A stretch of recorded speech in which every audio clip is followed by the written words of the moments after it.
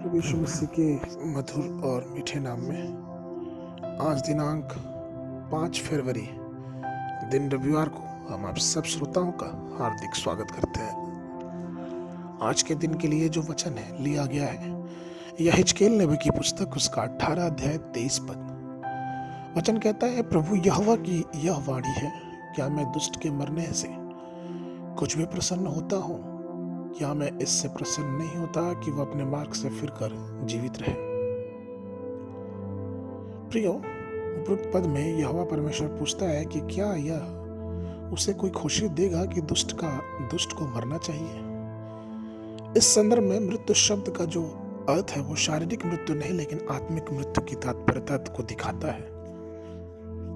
जब मनुष्य पाप करता है तो उसके भीतर की आत्मा मरने लगती है। इसलिए पवित्र शास्त्र कहता है रोमियो की पुस्तक उसका 6वां अध्याय 23 पद में कि पाप की मजदूरी तो मृत्यु है, परंतु परमेश्वर का वरदान हमारे प्रभु यीशु मसीह में अनंत जीवन है। यह हिजकेल की पुस्तक 18 के 20वां वचन कहता है, जो प्राणी पाप करे वही मरेगा। एक व्यक्ति जिसकी आत्मा पाप के कारण मर जाती है वो दूसरी मृत्यु की ओर जाता है, आग और गंधक की झील में, जो एक शाश्वत पीड़ा की मृत्यु है, जो कि उसकी आत्मा मर चुकी है और उसके छुटकारे का कोई मार्ग नहीं है।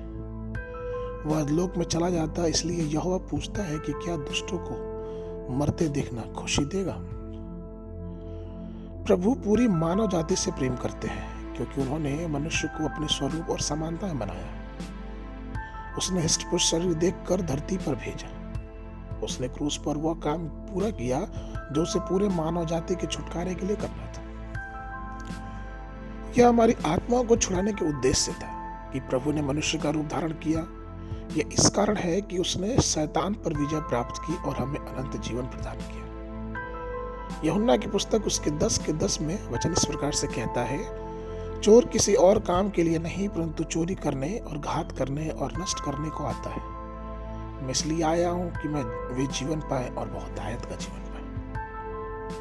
प्रियो, पुराने नियम के समय में जब इस्राएलियों ने पाप किया और परमेश्वर के विरुद्ध कुड़कुड़ाए तो उसने उनके बीच में विष वाले सांप भेजे और उन्होंने लोगों को काटा और इसराइल के बहुत से लोग पीड़ा में मर गए।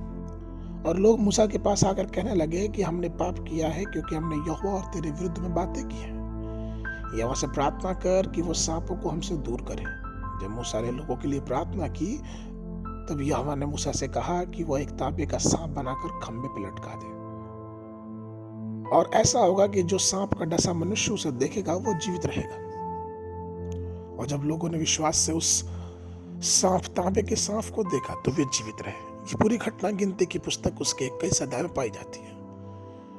प्रिय, पुराने नियम का वो पीतल का सांप को अगर प्रदर्शित रूप में देखा जाए तो वो नए नियम में प्रदर्शित किया गया है।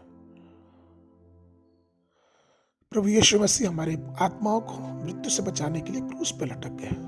वो इसलिए कि हम जीवन पाए और अनंत जीवन पाए। इसलिए आइए हम परमेश्वर के उस महान बलिदान को याद करें और ऐसा जीवन जिए जो परमेश्वर को भाता हो।